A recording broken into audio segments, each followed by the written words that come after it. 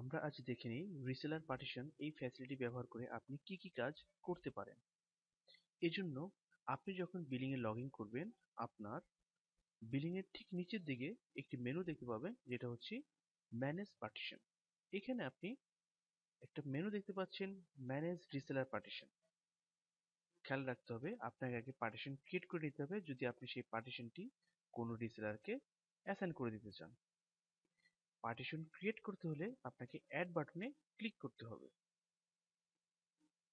আপনি add reseller partition পেজটি দেখতে পাচ্ছেন, যেখানে প্রথমেই বলছে রিসেলার পার্টিশন নেম। এখানে আপনি যে নামে বিলিং লিঙ্কটি তৈরি করতে চান, আপনি সেই নামটি দিয়ে দিতে পারেন।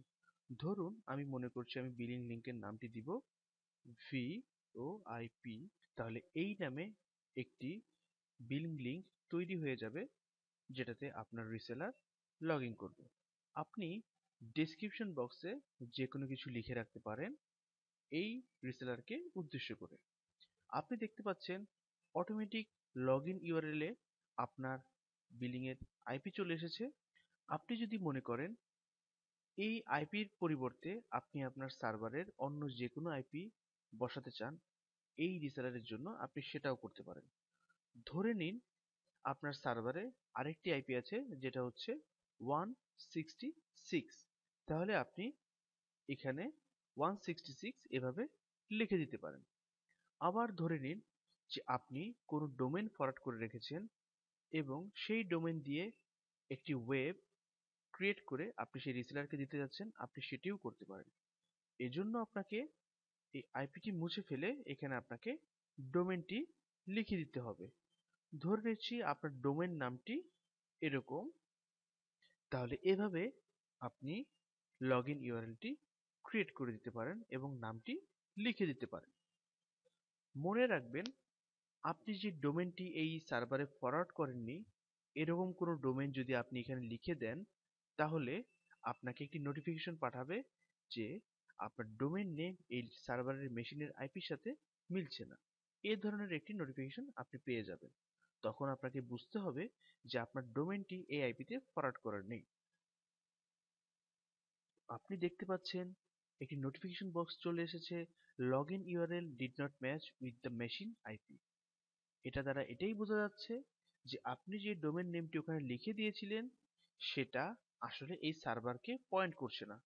এটা সিস্টেম অটোমেটিক্যালি চেক করে আপনাকে জানিয়ে দিবে আপনি যদি কোনো ভুল ডোমেন নেম এখানে সেট করেন এবং সেই আইপিতে ফরওয়ার্ড না করে থাকেন। আপনি দেখতে পাচ্ছেন যে আইপিটি সার্ভারে অ্যাভেলেবল আছে সেটি এখানে আবার অটোমেটিক চলে এসেছে। আসুন সিপ সার্ভার নেম এই বক্সের সম্বন্ধে আমরা জেনে নেই এখানে আপনি কি করতে পারেন। সিপ সার্ভার নেম এটা আসলে ক্লায়েন্ট যে আইপি দিয়ে তার পিন রেজিস্ট্রেশন করবে সেটাকে নির্দেশ করছে। এখানে যদি আপনি আইপি রেখে দেন, তাহলে এই রিসেলার যে কোনো পিন এই আইপি ব্যবহার করে রেজিস্ট্রেশন করতে পারবে। আপনি যদি মনে করেন না, এই রিসেলারকে আমি একটি সিপ ডোমেন ফিক্সড করে দিব অথবা রিএলএম ফিক্সড করে দিব, তাহলে এই রিসেলারের পিন ওই রিএলএম ইউজ না করা ছাড়া কখনোই রেজিস্ট্রেশন করতে পারবে না। ধরে নিচ্ছি আমি এই রিসেলারকে একটি সিপ ডোমেন দিতে যাচ্ছি, সেটা এরকম। আমি যদি এরকম একটি সিপ ডোমেন বসাই অথবা যে কোনো সিপ ডোমেন বসাই, তাহলে মনে রাখবেন এই রিসেলার পার্টিশনটি আপনি যে রিসেলারকে অ্যাসাইন করবেন ওই রিসেলার যতগুলো পিন তৈরি করবে তাদেরকে অবশ্যই রেজিস্ট্রেশন করতে হলে সুইচের আইপির জায়গায় এই সিপ রিএলএমটা বসাতে হবে। সে যদি আপনার সুইচের আইপিও বসায় তবুও সে রেজিস্ট্রেশন করতে পারবে না। আপনি আবার দেখতে পাচ্ছেন একটি নোটিফিকেশন বক্স চলে এসেছে, sheep server name does not match with switch IP. এটা দ্বারা এটাই বোঝা যাচ্ছে আপনি যেই সিপ ডোমেনটি এখানে পুট করেছেন সেই সিপ ডোমেন পিং করলে আপনার এই সুইচের আইপি আসছে না। এজন্য আপনাকে সার্ভার সাথে সাথে নোটিফিকেশন পাঠিয়ে দিল। আপনি যদি সঠিক সিপ ডোমেন এখানে বসান এবং যে সিপ ডোমেনটি এই সার্ভারকে পয়েন্ট করা, তাহলে আপনি এই ধরনের কোনো নোটিফিকেশন পাবেন না এবং আপনি রিসেলার পার্টিশন ক্রিয়েট করে ফেলতে পারবেন। আপনি রিসেলারের যে ওয়েব পেজটি হবে সেটি আপনি ইচ্ছা মতো কাস্টমাইজ করে দিতে পারেন। আপনি top header colour, second top header colour, menu bar colour, logo, home page image এগুলো আপলোড করে ওই রিসেলারের পার্টিশন ওই রিসেলারের ইচ্ছা অনুযায়ী সাজিয়ে দিতে পারে। আসুন আমরা সাজিয়ে নেই।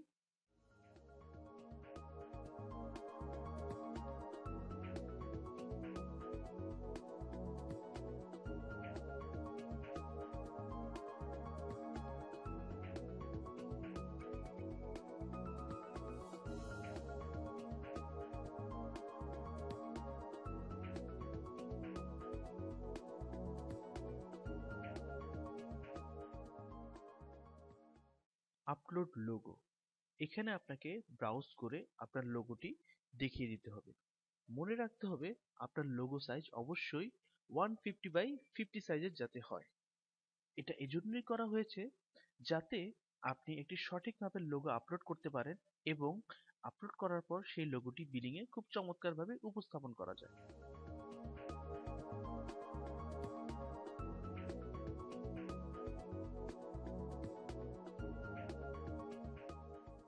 লোগো সিলেক্ট করে দিলাম, আমি হোম পেজ লোগো সিলেক্ট করে দিচ্ছি। আপনি যদি এখানে ভুলবশত অন্য কোনো সাইজের ইমেজ সিলেক্ট করে দেন তাহলে সিস্টেম আপনাকে অটোমেটিক একটি নোটিফিকেশন দিবে যে আপনার ইমেজ সাইজ সঠিক ইমেজ সাইজ হয়নি এবং আপনার ইমেজ সাইজ হচ্ছে এত বাই এত। সেই নোটিফিকেশন আপনি এখান থেকে পেয়ে যাবেন। এখন যদি আপনি মনে করেন যে কি ধরনের কাস্টমাইজ আমি করলাম এবং সেটা দেখতে কিরকম হবে, সেটার জন্য আপনি পার্টিশন হোম পেজ প্রিভিউ এটা সিলেক্ট করতে পারেন।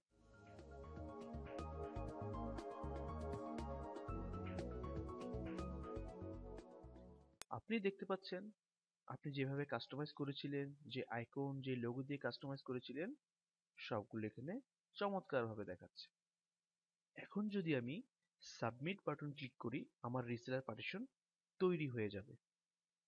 আপনি দেখতে পাচ্ছেন সাকসেসফুল মেসেজ দিয়েছে, রিসেলার পার্টিশন তৈরি হয়ে গেছে। আপনি তো রিসেলার পার্টিশন তৈরি করে ফেললেন, কিন্তু এই রিসেলার পার্টিশন আপনাকে তো কোনো রিসেলারের জন্য অ্যাসাইন করতে হবে। তখন থেকে এই পার্টিশনটা তার জন্য অ্যাক্টিভেটেড হবে। আসুন দেখে নেই আপনি কিভাবে একটি রিসেলারের জন্য এই পার্টিশন অ্যাসাইন করতে পারেন। এজন্য যথারীতি আপনি যেভাবে আগে রিসেলার অ্যাড করতেন ঠিক সেভাবেই ম্যানেজ ক্লায়েন্ট থেকে অ্যাড বাটনে ক্লিক করতে হবে। আপনি অ্যাড ক্লায়েন্ট পেজটি দেখতে পাচ্ছেন যেখানে আপনাকে রিসেলারের নাম দিতে হবে। ধরে নিচ্ছি আমার রিসেলারের নাম ভিওআইপি। আমি পাসওয়ার্ড দিচ্ছি। আমি ক্লায়েন্ট টাইপ রিসেলার সিলেক্ট করব। আমি ধরে নিচ্ছি ব্যালেন্স দিচ্ছি 100। প্যারেন্ট অ্যাকাউন্ট নাম রাখছি, ধরে নিচ্ছি admin parent account. Voice data plan আমি একটা সিলেক্ট করে দিচ্ছি। মোবাইল টপ আপ আমি সিলেক্ট করে দিচ্ছি। আপনি দেখতে পাচ্ছেন রিসেলার পার্টিশন নামে একটা বক্স আপনি দেখতে পাচ্ছেন যেখানে আপনি যেই যে রিসেলার পার্টিশন ক্রিয়েট করে রেখেছেন সেই নামগুলো আপনি এখানে দেখতে পাবেন। যেহেতু আপনি একটাই রিসেলার পার্টিশন ক্রিয়েট করেছেন আপনি একটাই রিসেলার পার্টিশনের নাম দেখতে পাচ্ছেন। আপনি ওই রিসেলার পার্টিশনের নামটি এখানে সিলেক্ট করে দিতে পারেন। আবার আপনি যদি মনে করেন আমি রিসেলার ক্রিয়েট করব কিন্তু তার জন্য কোনো পার্টিশন অ্যাসাইন করব না, তাকে আমি নর্মাল আমার বিলিং লিঙ্ক দিয়ে দিব এবং তার জন্য কোনো কালার চেঞ্জ থাকবে না, তার জন্য কোনো সিড ডোমেইন থাকবে না, তার জন্য কোনো স্পেশাল লিঙ্ক থাকবে না, তাহলে আপনি যথারীতি রিসেলার ক্রিয়েট করার সময় নান সিলেক্ট করে ক্রিয়েট করতে পারেন। আর আপনি যদি চান তাহলে আপনি পার্টিশন সিলেক্ট করে করতে পারেন। একটা জিনিস বলে রাখছি, আপনি যদি রিসেলার পার্টিশন সিলেক্ট করে করেন তাহলে যে লিঙ্কটি আপনি তাকে দিয়েছেন এই রিসেলারকে অবশ্যই ওই লিঙ্ক দ্বারা লগ ইন করতে হবে। এই রিসেলার যদি আপনার বিলিং এর অন্য কোনো লিঙ্কে লগ ইন করার চেষ্টা করে তাহলে সে লগ ইন করতে পারবে না এবং তাকে ইনভ্যালিড ইউজারনেম এবং পাসওয়ার্ড শো করবে। এবং এই রিসেলার পার্টিশনে আপনি যদি কোনো সিপ রিএলএম বা ডোমেন বসিয়ে থাকেন তাহলে খেয়াল রাখবেন এই রিসেলারের পিনকে অবশ্যই ওই সিপ রিএলএম ইউজ করে রেজিস্ট্রেশন করতে হবে। আমি এখন সাবমিট বাটন ক্লিক করলেই আমার রিসেলারটি তৈরি হয়ে যাবে এবং তার জন্য রিসেলার পার্টিশন অ্যাসাইন হয়ে যাবে। আপনার রিসেলার ক্রিয়েট হয়ে গিয়েছে। আসুন দেখে নেই এই রিসেলার এখন কিভাবে লগ ইন করবে।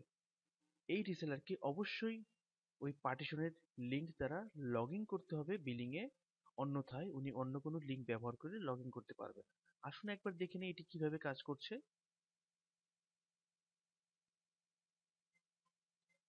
দেখুন, এটি হচ্ছে আপনার অ্যাডমিন বিলিং লিঙ্ক। আপনার অ্যাডমিন বিলিং লিঙ্কে এই রিসেলার যদি লগ ইন করার চেষ্টা করে তাহলে কি ধরনের নোটিফিকেশন আসবে? আপনি দেখতে পাচ্ছেন ইনভ্যালিড ইউজার নেম এবং পাসওয়ার্ড দেখাচ্ছে।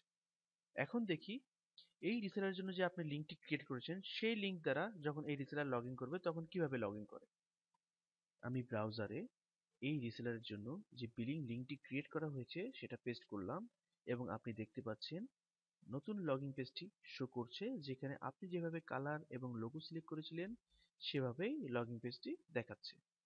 এখন যদি এই রিসেলার তার ইউজার নেম এবং পাসওয়ার্ড এই লিঙ্কে ব্যবহার করে লগ ইন করার জন্য, তাহলে দেখুন কিভাবে সে লগ ইন করবে আমরা একবার দেখে নিই। আপনি দেখতে পাচ্ছেন এই রিসেলার যখন লগ ইন করলো, আপনি যে কাস্টমাইজ কালার লোগো সবকিছু দিয়েছিলেন সেগুলো এখানে চমৎকারভাবে শো করছে। আপনি একটা জিনিস খেয়াল রাখবেন, রিসেলার পার্টিশন এই সুবিধাটি শুধুমাত্রই অ্যাডমিন পাবে। রিসেলার নিজে যখন রিসেলার ক্রিয়েট করবে তখন সে আর কোনো রিসেলার পার্টিশন ক্রিয়েট করার সুবিধা পাবে না।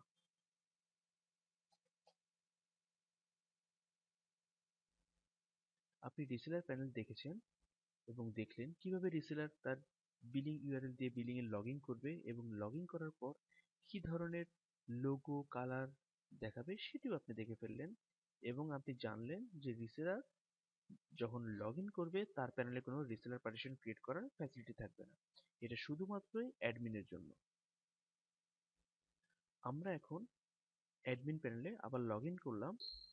এখানে আমরা এখন দেখি কিভাবে আপনি চাইলে রিসেলার পার্টিশন ডিলিট করতে পারেন অথবা আপনি যে রিসেলার পার্টিশনটি ক্রিয়েট করেছেন সেটাকে মডিফাই করতে পারেন। এই জন্য আপনাকে আগের মতোই ম্যানেজ রিসেলার পার্টিশন সিলেক্ট করতে হবে এবং সার্চ বাটন ক্লিক করতে হবে। আপনি রিসেলার সার্চ পার্টিশন পেজটি দেখতে পাচ্ছেন, যেখানে আপনি partition name, description, ship server name দিয়ে সার্চ করতে পারেন। আপনি এখানে যে পার্টিশনটি ক্রিয়েট করেছেন সেটা এখানে দেখতে পাচ্ছেন, লগইন ইউআরএল দেখতে পাচ্ছেন, শিপ সার্ভার নেম দেখতে পাচ্ছেন। আপনি চাচ্ছেন এই পার্টিশনটি আমি ডিলিট করে ফেলবো, তাহলে আপনি এখানে সিলেক্ট করে ডিলিট ক্লিক করতে পারেন। আবার আপনি চাচ্ছেন যে না, আমি শিপ সার্ভার নেম চেঞ্জ করব অথবা আমি বিলিং ইউআরএলটা চেঞ্জ করে দিব। ধরুন আপনি নতুন কোনো ডোমেন অ্যাসাইন করেছেন এই রিসেলারের জন্য, তখন আপনি এখানে সেই ডোমেনটি আবার এডিট করে বসিয়ে দিতে পারেন। এজন্য আপনাকে এডিট বাটনে ক্লিক করতে হবে। আপনি এডিট রিসেলার পার্টিশন এই পেজটি দেখতে পাচ্ছেন, যেখানে আপনি রিসেলার পার্টিশনের নাম চেঞ্জ করার সুযোগ পাচ্ছেন, ডেসক্রিপশন দেওয়ার সুযোগ পাচ্ছেন। আপনি যদি মনে করেন লগইন ইউআরএল আমি চেঞ্জ করে ফেলবো ডোমেন নেম দিয়ে, অথবা আপনার সার্ভারে নতুন কোনো এডিশনাল আইপি আপনি অ্যাড করেছেন এবং সেটা আপনি এখানে অ্যাসাইন করতে চাচ্ছেন, আপনি চাইলে সেটাও করতে পারেন। আপনি এখানে আইপি মুছে নতুন আইপিও লিখে দিতে পারেন। আবার নোটিফিকেশন বক্স আসছে যেহেতু আপনার এই আইপিটি সার্ভারে অ্যাড করা নেই সেজন্য। ঠিক এরকম ভাবেই আপনি শিপ সার্ভার নেম বসাতে পারেন। আপনি চাইলে সুইচের আইপি সরাসরি বসিয়ে দিতে পারেন অথবা আপনি চাইলে কোনো রিএলএম অথবা শিপ ডোমেন এখানে বসিয়ে দিতে পারেন। আপনি কালারগুলোকে আবার নতুন করে কাস্টমাইজ করতে পারেন। আপনি চাইলে ব্রাউজ করে নতুন কোনো লোগো এখানে আপলোড করে দিয়ে দেখতে পারেন। আপনি আবার প্রিভিউ করার সুযোগ পাচ্ছেন এবং সাবমিট করার সুযোগ পাচ্ছেন।